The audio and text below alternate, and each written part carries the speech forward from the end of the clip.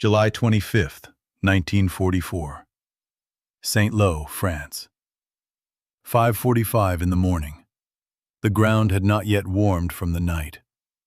Then, in the span of 38 minutes, 1,800 American heavy bombers dropped 13,000 tons of bombs on a German defensive line less than 3 miles wide. That was only the opening. What followed was not an air raid. It was artillery.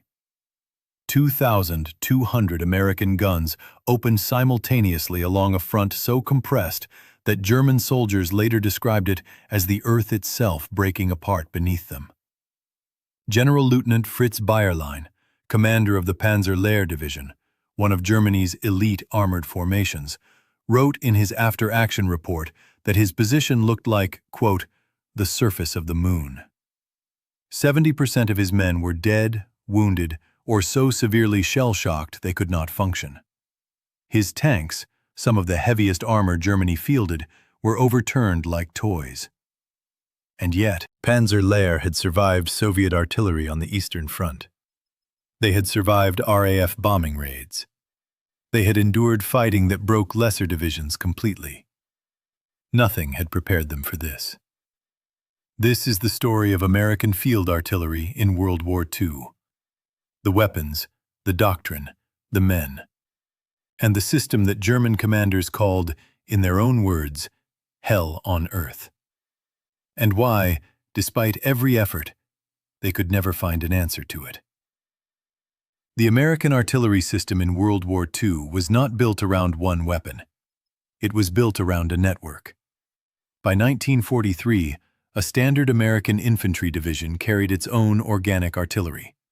3 battalions of 12 M101 105mm howitzers each, plus 1 battalion of 12 M114 155mm howitzers.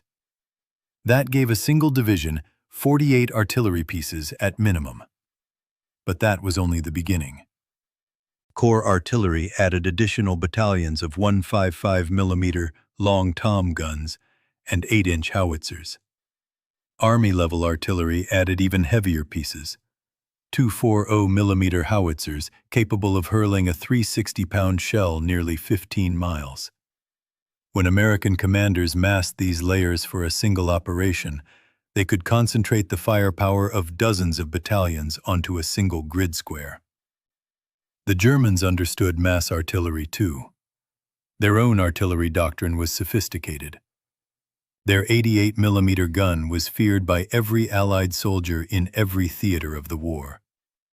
Their Nebelwerfer rocket artillery produced a screaming, morale-shattering barrage that veterans never forgot. But German artillery operated differently. Each German artillery battalion was assigned to a specific unit. Requests for fire traveled up one chain of command, were approved, then traveled back down. The process was deliberate, methodical, and fatally slow. The American system had already solved that problem, and the solution was called the Fire Direction Center. The Fire Direction Center, or FDC, was the brain of American artillery. Each artillery battalion maintained a dedicated FDC staffed by trained specialists, officers and enlisted men who did nothing but receive fire missions, calculate firing data, and coordinate with adjacent units. They used plotted charts, slide rules, and standardized procedures developed through years of pre-war testing at Fort Sill, Oklahoma. A trained American FDC could receive a fire mission request from an infantry company, calculate the firing solution, and have shells in the air in under 2 minutes. German liaison officers who reviewed captured American procedures after the war repeatedly expressed disbelief at this timeline. But the FDC was not just fast, it was networked. The system that made American artillery truly dangerous was called the Liaison Officer Network. Every American artillery battalion placed a trained officer, with a radio, a vehicle, and a team, directly inside the headquarters of the infantry unit they supported. These liaison officers did not wait for requests. They sat in the room where decisions were being made. When an infantry commander saw a German counterattack forming, The liaison officer was already picking up the radio. Forward observers, enlisted men and junior officers, moved with the leading infantry platoons. They carried radios. They called targets in real time. They could observe shell impacts and correct fire with a single transmission. This network, forward observer to liaison officer to FDC to guns, was continuous, redundant, and fast. No other army in World War II operated this way at scale. The guns and the doctrine meant nothing without ammunition. This is where the comparison between armies becomes stark. By 1944, American industry was producing artillery shells at a rate that no other nation in history had matched. American factories manufactured over 700 million artillery shells during the war years. That number is not a typo. 700 million shells. Germany, fighting a two-front war with degraded industrial capacity and constant Allied bombing, produced approximately 70 million artillery shells in 1944, its peak year. The United States produced more than 5 times that number in the same period, for a force 1/3 the size of the combined Allied armies. The logistical implications on the battlefield were direct. German artillery units in Normandy were rationed to between 8 and 15 shells per gun per day by mid-1944. American artillery battalions in the same campaign operated on allocations of over 300 rounds per gun per day during major operations. During the breakout at Saint-Lô, some units fired more than 1,000 rounds per gun in a single day. A German gunner conserved every shell. An American gunner buried his target under them. The ammunition supply chain was itself a military operation. The Red Ball Express, the famous truck convoy system established in August 1944, moved 12,000 tons of supplies per day across France, with fuel and artillery ammunition accounting for the largest share. At its peak, nearly 6,000 trucks ran the Red Ball routes continuously, 24 hours a day. Behind the Red Ball Express were the ports of Cherbourg, Le Havre, and Antwerp, each capable of processing tens of thousands of tons of cargo daily. Behind the ports were the cargo ships. Behind the ships were the factories in Ohio, Pennsylvania, Illinois, and Tennessee. German commanders could see the American guns on the battlefield. They could not see the industrial machine behind them. That machine was the real weapon. The man most responsible for shaping American artillery doctrine in World War II was General Leslie J. McNair. McNair was not a battlefield commander. He never led troops in combat in the Second World War. He was a staff officer, an educator, and a systems builder. And in the interwar years, those qualities mattered more than battlefield heroics. McNair served as Commandant of the Command and General Staff School at Fort Leavenworth, and later as Chief of Staff of General Headquarters, where he controlled the training and organization of the entire American Army as it expanded from under 200,000 men in 1940 to over 8 million by 1945. His philosophy was specific. McNair believed artillery should not be tied to individual units. He believed it should be centralized at corps and army level, pooled, and then massed at the point of decision. He called this mass fires. The concept sounds simple. The execution required every layer of the system: training, communication, doctrine, and leadership to function simultaneously. McNair pushed the Fire Direction Center concept into standard doctrine. He pushed the liaison officer system into every artillery battalion. He standardized the forward observer procedures so that a forward observer trained in Georgia could walk into an artillery unit from California and operate identically. He built a machine, not an army. The philosophical difference between American and German artillery thinking ran deeper than procedures. German artillery doctrine emphasized the gun as a precision tool. German gunners were technically excellent. Their equipment was often superior. But their system assumed that higher-quality weapons, handled by highly trained specialists, could defeat a numerically superior but technically inferior opponent. The American system assumed the opposite. McNair and his colleagues, including Brigadier General Carlos Brewer and the faculty at Fort Sill, deliberately designed a system that could be operated by men with limited pre-war military experience, trained rapidly, and plugged into a standardized network. Quality came from the system itself, not from individual expertise. A German artillery officer needed years of training to reach full effectiveness. An American FDC team could be trained to operational competence in weeks. When America mobilized millions of civilians in 1941 and 1942, that distinction became decisive. Fort Sill, Oklahoma, was the engine that produced this army. The Field Artillery School at Fort Sill trained over 400,000 officers and enlisted men between 1940 and 1945. It trained forward observers, FDC teams, survey parties, liaison officers, and battery commanders, using standardized curricula refined continuously as combat reports arrived from North Africa, Sicily, and Italy. What a unit learned in Tunisia in 1943 was in the next training cycle at Fort Sill within months. The system learned, and it taught. The American artillery system was not born perfect. Its first serious combat test nearly broke it. February 14, 1943. Kasserine Pass, Tunisia. Rommel's Africa Corps tore through American positions with speed and force that shocked Allied commanders. American infantry broke. American armor burned. The defeat was not just tactical, it was institutional.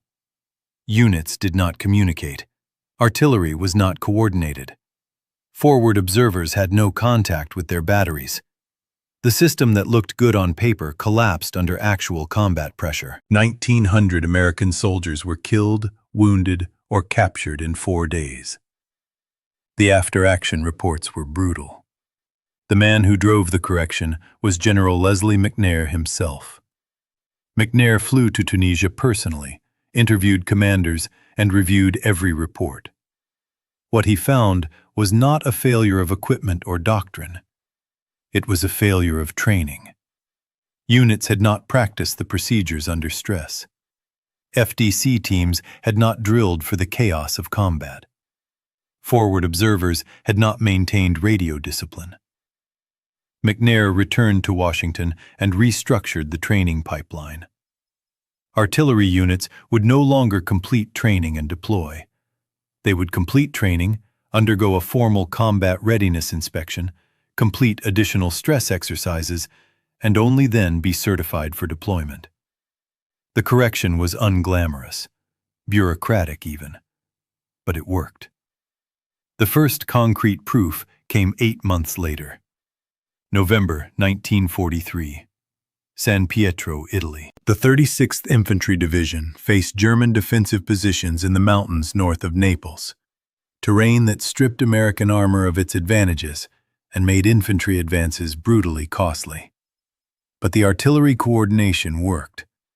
For the first time in the Italian campaign, American forward observers maintained continuous radio contact with their battalions under sustained combat. FDC teams coordinated fires from 3 battalions simultaneously against a single German strongpoint. The Germans held San Pietro for 2 weeks, but they held it at a cost that drained 2 full battalions of the 15th Panzer Grenadier Division. When the position finally fell, captured German officers noted in their prisoner statements that they had never experienced coordinated artillery of that density or accuracy. The machine was beginning to function as designed. The Bocage, Normandy, July 1944. The hedgerow country of Normandy was designed, by geography, to defeat artillery. The Bocage, dense earthen walls topped with thick hedgerows, dividing the Norman countryside into hundreds of small compartments, blocked direct observation. Without observation, artillery was blind. And blind artillery wasted shells. German commanders knew this. They positioned their defenders behind the thickest hedgerows, confident that American firepower advantages would be neutralized by terrain. They did not account for one thing: the American forward observer. Sergeant Hubert Reinhardt of the 30th Infantry Division was one of thousands of forward observers who solved the bocage problem from the ground. Working within 50 yards of German positions, using a SCR-300 radio that weighed 35 pounds, Reinhardt and observers like him learned to climb trees, use church steeples, and low-crawl along hedgerow tops to get the observation angles they needed. They called fires not in 100-meter brackets, but in 25-meter adjustments. They were so precise and so close to German positions that some fire missions landed within 100 yards of the observer's own position. The German infantry holding the bocage had expected to fight blind Americans. Instead, they found themselves targeted by men who could see them through the leaves. By the third week of July 1944, American artillery had destroyed or suppressed enough German artillery in Normandy that German gunners were firing at a ratio of 1 shell for every 7 American shells fired at them. 7-1.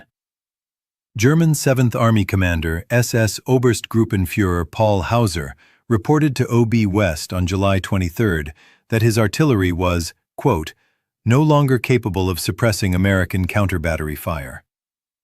2 days later, Operation Cobra began. The Hurtgen Forest, November to December, 1944. Not every battle validated the system. November, 1944. The Hurtgen Forest, Germany. The Hurtgen was 18 square miles of dense, dark German forest on the Belgian-German border. The trees were so close together and the canopy so thick that artillery shells detonated against branches before reaching the ground, sending steel fragments horizontally at chest height rather than downward. The Germans had designed their defensive positions to exploit this. Their bunkers were deep. Their timber overhead cover absorbed direct hits, and when American shells hit the treetops, they killed American soldiers attacking through the forest, not Germans defending in it. The 9th, 28th, and 4th Infantry Divisions each suffered catastrophic losses in the Hurtgen between September and December 1944. The 28th Infantry Division, the Keystone Division from Pennsylvania, lost 6,300 men in 22 days of fighting in November alone. 6,300 men from one division in less than a month. American artillery fired over 100,000 shells into the Hurtgen during this period. The German defenders, under General der Infanterie Erich Brandenberger, held. The Hurtgen was the clearest demonstration that even the most powerful artillery system could be defeated by terrain and intelligent defensive positioning. American commanders persisted in the Hurtgen far longer than the tactical situation justified. The after-action analysis acknowledged, with difficulty, that the decision to fight in those conditions was an institutional failure of judgment, not a failure of the artillery system itself. The men paid for that failure with their lives. The Battle of the Bulge, December 1944. December 16, 1944. The Ardennes, Belgium. 0530. 2,000 German artillery pieces opened fire simultaneously along an 80-mile front. The barrage was the largest German artillery bombardment on the Western Front since the opening of the war. American units, stretched thin across what commanders had considered a quiet sector, were shattered by the opening salvos. By nightfall, German panzer columns had penetrated 20 miles into American lines. The system faced its most severe test. The city of Bastogne, Belgium, stood at the center of the German plan. 7 paved roads converged at Bastogne. Without it, German armored columns could not sustain their drive toward Antwerp. On December 19th, the 101st Airborne Division, under acting commander Brigadier General Anthony McAuliffe, occupied the town with no artillery ammunition resupply, limited food, and no winter clothing. What they did have was the surviving artillery of 3 field artillery battalions, the 321st, the 907, and the 755th, totaling approximately 36 howitzers. And they had trained FDC teams. For 7 days, surrounded, the American artillerymen at Bastogne performed an exercise in conservation and precision that veterans and historians still study. Battalion commanders pooled their remaining ammunition under centralized control. No battery fired without FDC authorization. Forward observers were positioned at every approach road with direct radio links to the central fire direction element. When German armor probed the perimeter on December 23rd at the village of Champs, a forward observer from the 907th Field Artillery Battalion called a fire mission from a farmhouse window. 2 batteries fired simultaneously. 18 German tanks turned back. General Hasso von Manteuffel, commanding the 5th Panzer Army, later wrote that the artillery defense of Bastogne was, in his professional assessment, the most efficiently controlled defensive artillery fire I encountered in the entire war. He had been fighting since 1939. When Patton's Third Army relieved Bastogne on December 26th, resupply trucks carried one thing above all else: artillery shells. The American artillery system was powerful. It was not perfect, and it killed American soldiers. Friendly fire, called short rounds in military terminology, was a persistent and deadly problem throughout the war. Operation Cobra, the breakout that began on July 25, 1944, killed 111 American soldiers and wounded 490 more through misdirected bombing and artillery in the opening hours. General Leslie McNair himself, the architect of the system, was killed by an American bomb during Cobra while observing the operation from a forward position. He was the highest-ranking American officer killed in the European theater. His death was caused by the imprecision of the very system he had built. The human cost of American artillery service was also significant. Artillery is often described in histories as a supporting arm, implying that artillerymen faced less danger than infantry. This is misleading.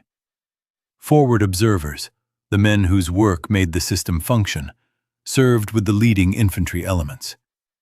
They were the soldiers most valuable to the enemy and the most exposed on the battlefield. The average life expectancy of a forward observer in sustained combat has been estimated by military historians at fewer than 72 hours. Between June 6, 1944, and May 8, 1945, the United States Army Field Artillery suffered over 28,000 combat casualties in the European theater alone. Killed, wounded, and captured.